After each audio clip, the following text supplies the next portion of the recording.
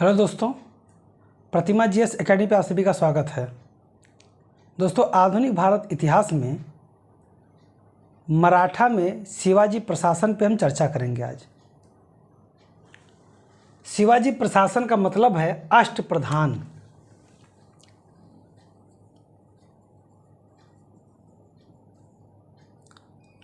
शिवाजी ने अपने प्रशासन का पूरा केंद्र बिंदु और दायित्व अपने पास रखा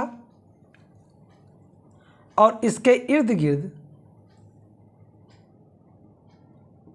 ये 8 मंत्री होते थे।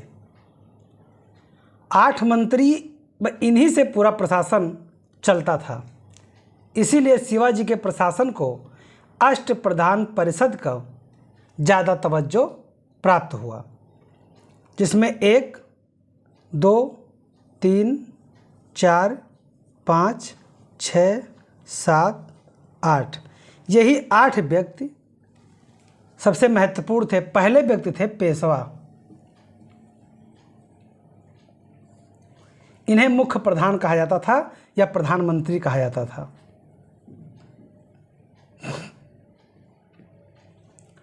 दूसरे होते थे अमात्य।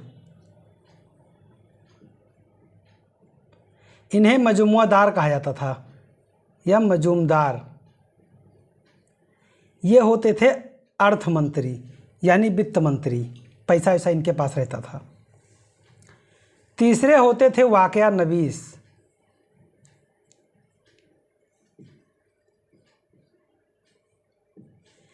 ये वर्तमान के गृह मंत्री की तरह होते थे। इनके पास में गुप्तचरी व्यवस्था, शासन प्रशासन ये सब होता था, यानी वर्तमान के गृह मंत्री की भांति। चौथे होते थे सुमंत। सुमंत ये विदेश मंत्री की भांति होते थे।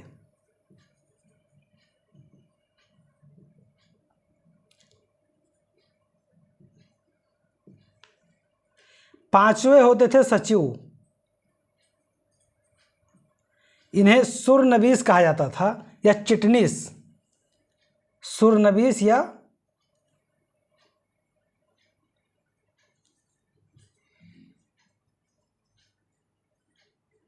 नवीस या चिटनीस कहा जाता था। यह पत्राचार विभाग से संबंधित होते थे, यानी कि पत्र का व्यवहार करते थे।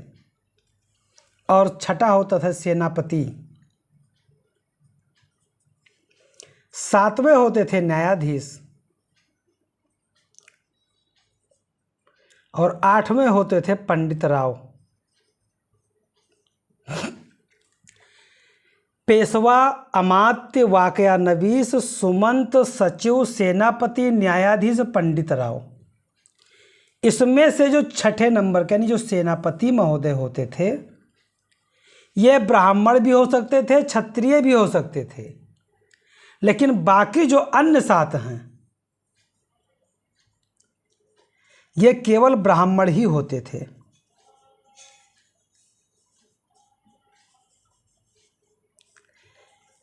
यानी अन्य पदों पे केवल ब्राह्मणों की नियुक्ति होती थी। और सबसे बड़ी बात कि न्यायाधीश और पंडित राव जो होते थे, ये छत्रपति को यानी कि शिवाजी को धार्मिक सलाह देने के लिए होते थे। और धार्मिक सलाह के रूप में इनकी बातों को मानना या ना मानना छत्रपति का अधिकार था। यानी ये जो 8 मंत्री बैठते थे, ये केवल शिवाजी को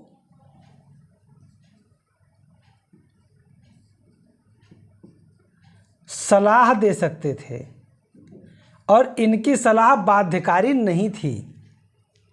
एक बार पंडित राव की कुछ बातें बाध्यकारी हो सकती थी अगर कहा जाए तो, फिर भी बाध्यकारी इनका किसी का नहीं था।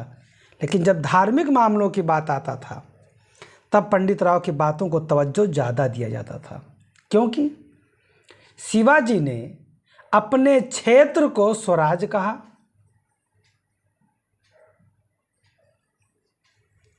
और हिंदू पद पादशाही की उपाधि धारण की। हिंदू पद पातशाही की उपाधि धारण की और शपथ लिया कि हिंदुस्तान के कोने कोने में भगवा फहराऊंगा, मुगलों को भगाऊंगा, हिंदुत्व को बचाऊंगा, ये इनका नारा होता था। शिवाजी जब अपनी सोच से काफ़ी आगे तक निकल गए तब लोगों को इन्हें छत्रपति के रूप में एक राजा की भांति स्वीकार करना पड़ा। पेशवा प्रधानमंत्री की हैसियत से होते थे। न्यायाधीश और पंडित राव को छोड़ करके बाकी आवश्यकता पड़ने पर इसमें से हर एक को जरूरत पड़ने पर सेना का नेतृत्व करना पड़ता था।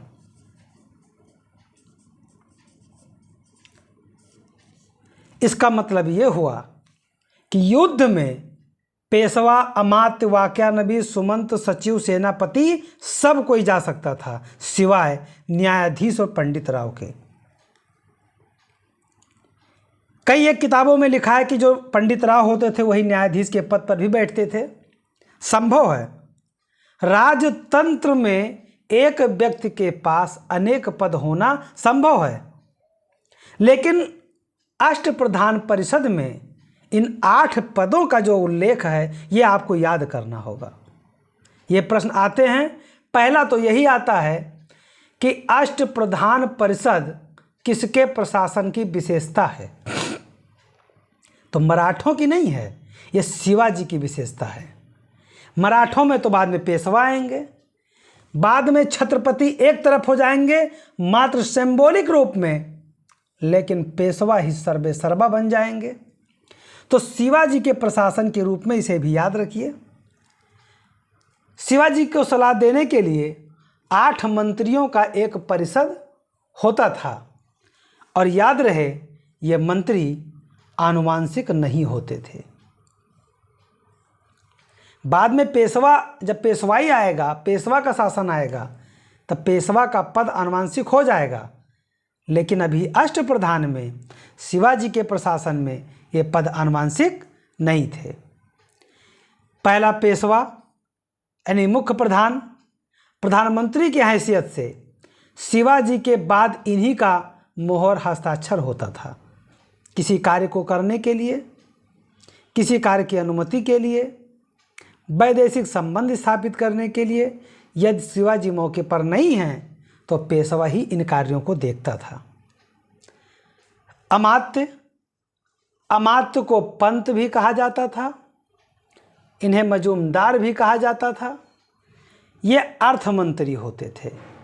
जैसे वर्तमान में वित्त मंत्री हैं निर्मला सीतारमण जी, उसी तरह का एक अमात्य होते थे, यानी अर्थ मंत्री होते थे। तीसरे हैं वाक्यानबीस। इन्हें मंत्री के नाम से संबोधित किया गया है, लेकिन ये वाक्यानबीस हैं, गृह मंत्री के रूप में कार्य करते थे। सूचना और गुप्तचर विभाग इन्हीं के अंडर में होता था। यानी शिवाजी ने जो गुप्तचर प्रणाली का विकास किया था, गुप्तचर व्यवस्था का विकास किया था, सूचना का आदान प्रदान करने की व्यवस्था किया था, उसको वाक्यानबीस के रूप में एक पदाधिकारी के पास जिम्मेदारी होती थी, जिसे कहीं कहीं मंत्री कहा गया है तो कहीं कहीं वाक्यानबीस भी कहा गया है। अगले हैं सुमंत। सुमंत, इन्हें दबीर भी कहा जाता था। ये वर्तमान के विदेश मंत्री की भांति थे। विदेशों से संबंध कैसे होगा, शिवाजी किस विदेशों से किस प्रकार का संबंध रखेंगे, उसका चर्चा करना, उसका उल्लेख करना, उसकी व्यवस्था करना, उसकी देख रेख करना, ये सारे के सारे कार्य सुमंत के अंतर्गत होते थे। अगले हैं सचिव। सचिव को सुरनबीस या चिटनीस कहा जाता था। सुरनबीस या चिटनीस या कहे वाकयानबीस गृह मंत्री के समान था, तो सुरनबीस पत्राचार विभाग का प्रमुख था। कहाँ से पत्र आया है, कहाँ को पत्र जाएगा, व्यवस्था कैसी होगी, किस तरह का पत्राचार का आधार बनेगा, ये सारे दायित्व जो थे सुरनबीस के होते थे।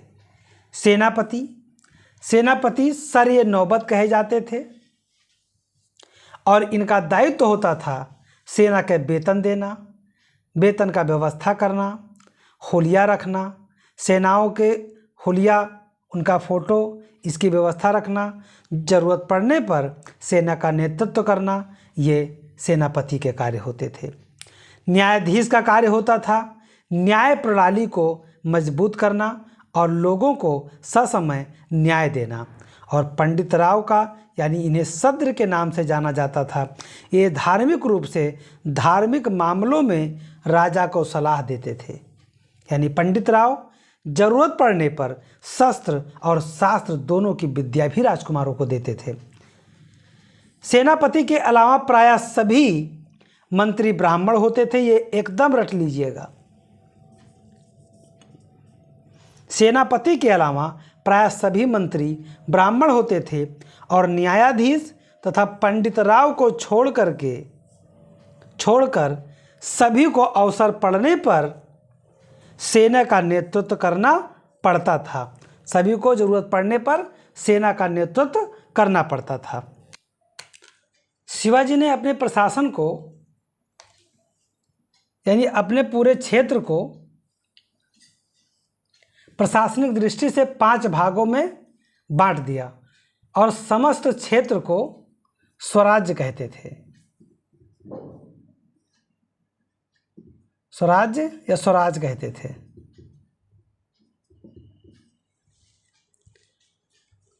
एक केंद्र में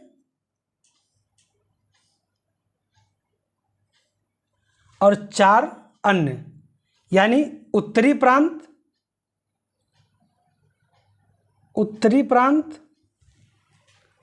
दक्षिण पश्चिमी प्रांत, दक्षिण पूर्वी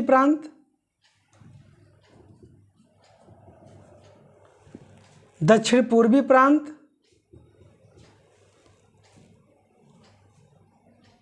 दक्षिण पूर्वी प्रांत और दक्षिणी प्रांत, 4 भागों में बांट दिए। शिवाजी ने प्रशासनिक दृष्टि से समस्त भागों को 5 भागों में बांट दिया और जो केंद्र था, केंद्र के अंतर्गत तो स्वयं शिवाजी रहते थे। इन्हें प्रांत या सरसूबा कहा जाता था। प्रांत के सर्वोच्च अधिकारी को सर ये कारकुन या सर सूबेदार या मुख्य देशाधिकारी के नाम से जाना जाता था। यानी जो प्रांतीय अधिकारी होते थे, इन्हें सर कारकुन या सर सूबेदार या मुख्य देशाधिकारी के नाम से जाना जाता था। देश, यानी कि शिवाजी का पूरा प्रशासन, पूरा देश, स्वराज के बाद प्रांत के नीचे होता था महल, महल के नीचे होता था तर्फ के नीचे होता था गांव। जो देश होता था, इसका मुखिया होता था छत्रपति। जो प्रांत था, प्रांत का मुखिया होते थे सर कारकुन, सर ये कारकुन या सर सूबेदार या मुख्य देशाधिकारी।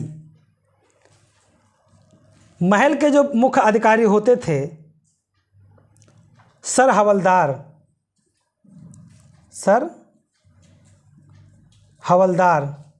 और तर्फ के जो मुख्य अधिकारी होते थे हवलदार। हवलदार के नीचे कारकुन काम करते थे, जो राजस्व वसूली का काम करते थे। और गांव का जो मुखिया होता था वो पटेल या पाटिल होते थे।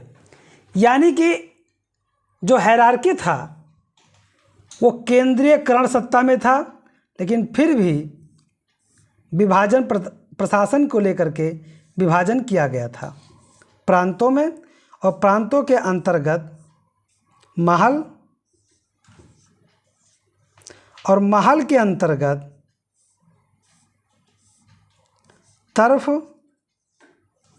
और तर्फ के अंतर्गत गांव होते थे, और गांव का मुखिया होता था पाटिल। यानी प्रशासन बहुत सुचारू रूप से चलाया जा रहा था। उत्तरी प्रांत के जो मुखिया होते थे उन्हें प्रांत पेशवा के नाम से जाना जाता था। यानी जो प्रांतीय मुखिया होते थे प्रांत पेशवा, उत्तरी प्रांत के प्रांत पेशवा मोरो त्र्यंबक पिंगले थे। ये 4 ही लोग हैं, नाम एकदम याद कर लीजिए। उत्तरी प्रांत के यानी शिवाजी के प्रशासन में उत्तरी प्रांत के प्रमुख मोरो त्र्यंबक पिंगले थे। मोरो त्र्यंबक पिंगले जो उत्तरी, मोरो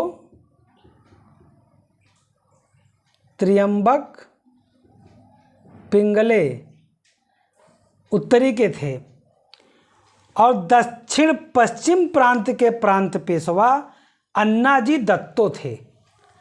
अन्नाजी दत्तो यहाँ के थे, अन्नाजी दत्तो, अन्नाजी दत्तो। और दक्षिणी पूर्वी के थे दत्तोजी पंत। दक्षिण पूर्वी के दत्तोजी पंत और दक्षिणी प्रांत के जो मुखिया थे प्रांत पेशवा रघुनाथ पंत हनुमंते। रघुनाथ पंत हनुमंते। अब कैसे याद होगा? उत्तर दक्षिण पूरब पश्चिम, ऐसे याद कर लीजिए। उत्तर में मोरो त्र्यंबक पिंगले और दक्षिण में रघुनाथ पंत हनुमंते। याद रहे, उत्तर में मोरो त्र्यंबक पिंगले और दक्षिण में रघुनाथ पंत हनुमंते और पूर्व में दत्तोजी पंत और पश्चिम में अन्नाजी दत्तो। दत्तोजी पंत, दत्तो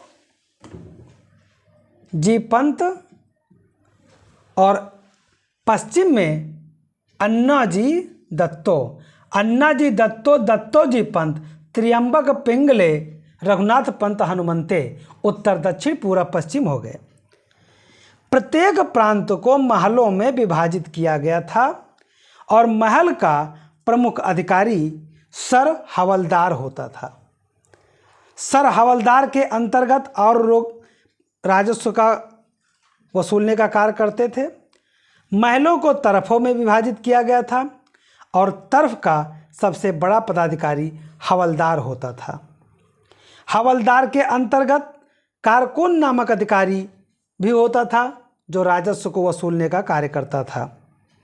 गांव सबसे छोटी इकाई थी जिसका प्रमुख पाटिल या पटेल मुखिया के तौर पर होते थे। यानी प्रांतीय प्रशासन को भी विभाजित करके गांव तक पहुंचा दिया गया था।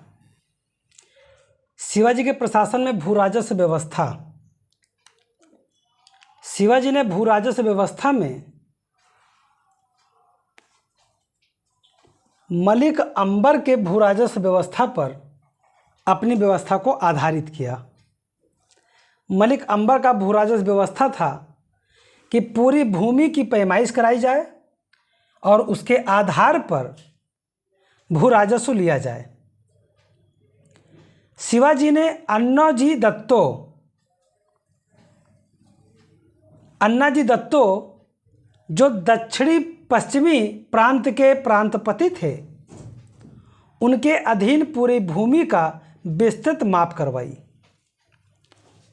इन्होंने पूरी भूमि का माप करवाया और माप के आधार जरीब को रखा, जिसे काठी भी कहा जाता था। ये याद कर लीजिएगा, मोस्ट इंपॉर्टेंट लाइन है।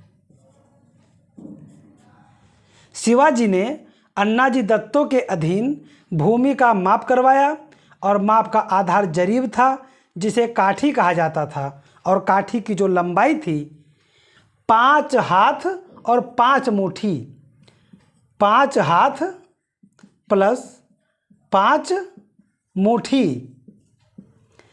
ये काठी की लंबाई होती थी और इसके आधार पर भूमि को मापा जाता था। माना जाता है कि 20 काठी को मिला करके 1 बीघा बनता था। भूमि कर पहले 1/3 यानी 33% लिया जाता था।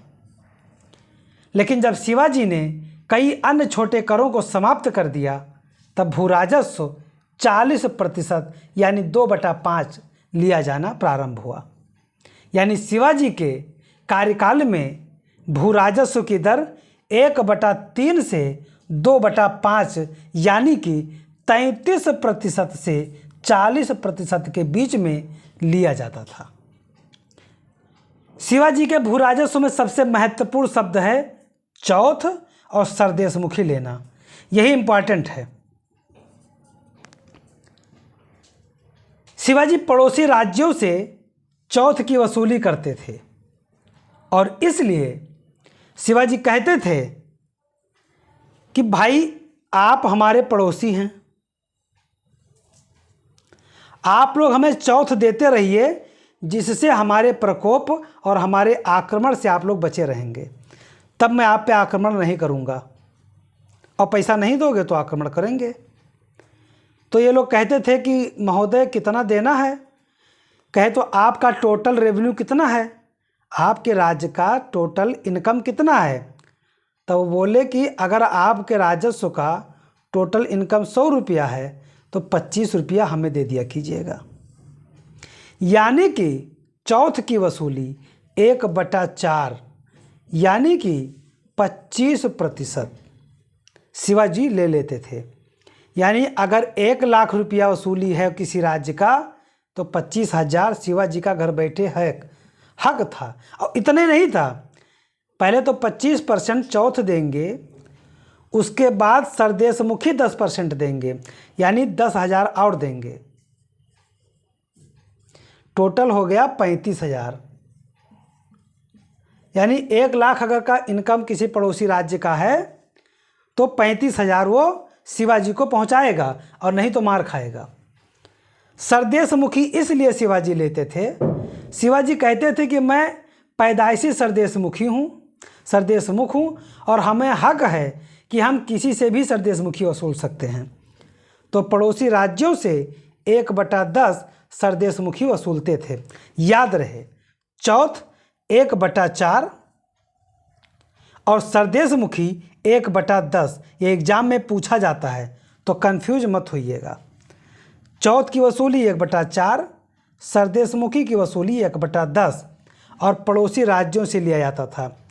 चौथ पड़ोसी राज्य इसलिए देते थे क्योंकि वो शिवाजी का आक्रमण नहीं झेलना चाहते थे, और सरदेशमुखी शिवाजी सरदेशमुख होने के नाते अपनी हैसियत से मांगते थे कि हमारा हक है, हमें सरदेशमुखी दिया जाए। शिवाजी के सैन्य प्रशासन में दुर्ग, तोपखाना, नौसेना, अश्वरोही सेना और हाथी सेना मौजूद थी। यानी 240 से 250 के आसपास में दुर्ग शिवाजी के पास थे, किले। अश्वरोही सेना को पागा कहा जाता था, जिसमें 2 तरह के सैनिक होते थे, एक बरगीर होते थे, एक सिलेदार होते थे। जो बरगीर होते थे इनकी नियुक्ति से सरकार के द्वारा होती थी, यानी राज्य के द्वारा। तो इनको घोड़ा और अस्त्र शस्त्र सब सरकार से मिलता था, और जो सिलेदार होते थे किराए के होते थे। जब कहीं पर अभियान होना होता था तब इन लोगों को बुला लिया जाता था और इनको ये अपना घोड़ा रखते थे, अपने अस्त्र शस्त्र रखते थे और लूट के माल में इनका हक होता था, और साथ ही कुछ इनको पैसा भी सरकार से तरफ से दे दिया जाता था। आक्रमण बंद हुआ, इनको सबको हटा दिया जाता था। न्यूनतम टुकड़ी 25 बरगीर की होती थी, जिसे हवलदार कहा जाता था। अब घुड़सवार में और पैदल सेना में अंतर कितना था? घुड़सवार को पागा कहा जाता था, घुड़सवार सेना को पागा कहा जाता था और पैदल सेना को पाइक कहा जाता था। घुड़सवार सेना को पागा कहा जाता था और पैदल सेना को पाइक कहा जाता था। घुड़सवार सेना में सबसे प्रमुख अधिकारी होता था सर-ए-नौबत, उसके बाद होते थे पंच हजारी, उसके बाद होते थे 1,000, मतलब इसमें 5,000 सैनिक होते थे, 5,000 बरगीर। इनमें 1,000 बरगीर होते थे। यानी एक बरगीर और 25 बरगीर जब मिल जाते थे, 25 बरगीर, तब एक हवलदार होते थे। और 5 हवलदार जब मिलते थे तब एक जुमलेदार होते थे। यानी एक जुमलेदार के पास 125 बरगीर होते थे। और 125 बरगीर यानी कि 8 जुमलादार 1,000 होते थे। एक बरगीर, उसके बाद 25 बरगीर, एक हवलदार, और 5 हवलदार, एक जुमलादार, 8 जुमलादार बराबर 1,000, और 5 1,000 बराबर 5,000। इस तरह के जो हायरार्की था, ये घुड़सवार सेना का हायरार्की बना हुआ था। पैदल सेना में क्या था? सेना के एक सैनिक को नायक कहा जाता था। उसके बाद में इनके ऊपर हवलदार, फिर जुमलादार, फिर 1,000, फिर 7,000, फिर सरे नौबत। यही हायरार्की यहाँ थी। बस यहाँ पे 5,000 है सरे नौबत के बाद पदाधिकारी, और यहाँ पर 7,000 है। बाकी नायक बदला गया है, यहाँ बरगीर है, यहाँ नायक है। पैदल सेना को पाइक कहा जाता था, घुड़सवार सेना को पागा कहा जाता था। आपको यहाँ याद रखने की आवश्यकता है कि घुड़सवार के हायरार्की में 5,000 और पैदल में 7,000 छोड़ के बाकी नायक, बरगीर, पाइक और पागा में यही अंतर था। न्याय व्यवस्था शिवाजी का न्याय प्रशासन, शिवाजी का न्याय प्रशासन जो है धर्मसभा कहा जाता था, और इसे हुजूर हाजिर मजलिस कहा जाता था। हुजूर हाजिर मजलिस। और जो प्रांतीय न्यायालय था उसे भी मजलिस कहा जाता था,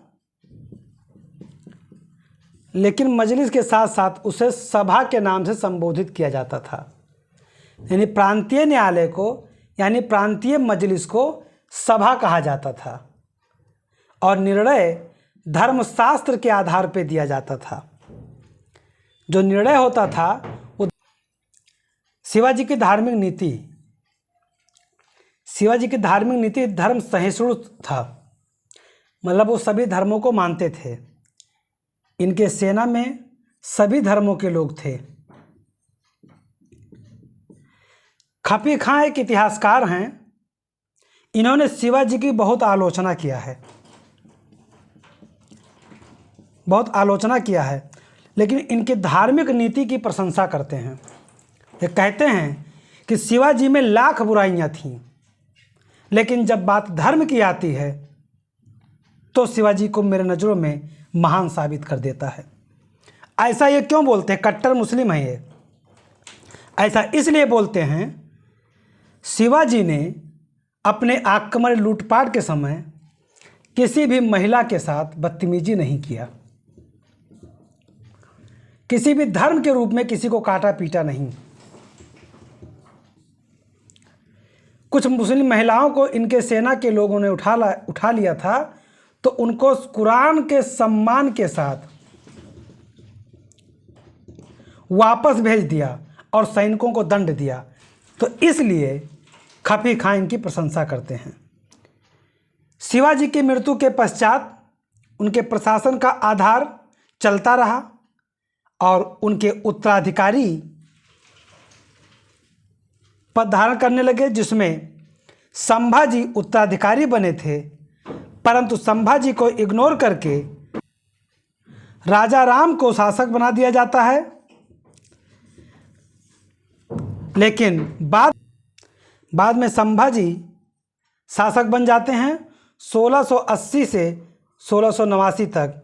यानी कि उत्तराधिकार के रूप में संभाजी शासक बनते हैं।